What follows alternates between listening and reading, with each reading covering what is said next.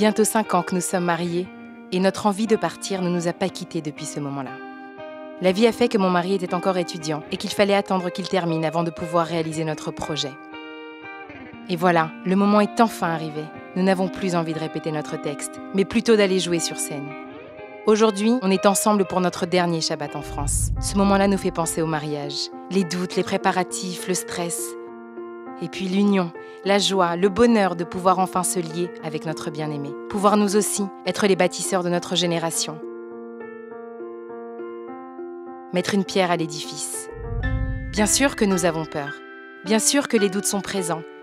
Mais l'amour de notre terre, de notre peuple, est bien plus fort. Nous sommes les acteurs de notre vie et voulons le meilleur pour nos enfants, pour nous-mêmes. Les cartons sont presque terminés. Les enfants s'occupent avec les derniers jouets qui ne sont pas encore emballés. Ils sont souriants, je suis confiante. Je me dis que l'essentiel est là. J'aime notre famille. Je ressens l'importance de notre décision. Et aller vivre en Israël est vite devenu une évidence. Je fais la liste de tout ce qui va changer. Je regarde mon mari. Jamais je ne l'ai vu si père. Bien sûr, les questions ne cessent de surgir. Allons-nous nous adapter à ce nouveau mode de vie? Réussirons-nous à nous refaire des amis? Nos enfants vont-ils s'habituer? La barrière de la langue, autant pour nous que pour eux. Combien de temps ça va prendre? Allons-nous trouver du travail facilement?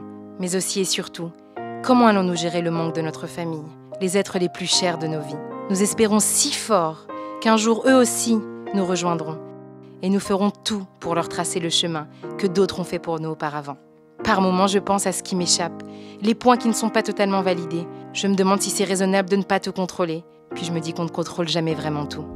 Mais une chose n'en finit pas de me réconforter. Malgré tous ces doutes et questionnements, nous savons que notre place est là-bas. Ça en devient vital. Cette année, des centaines de personnes se posent les mêmes questions que moi. Je ne suis pas seule, on est ensemble. Alors voilà, c'est fait. Nous partons, rejoindre notre autre famille, qui est le peuple d'Israël. On fait partie de la même histoire.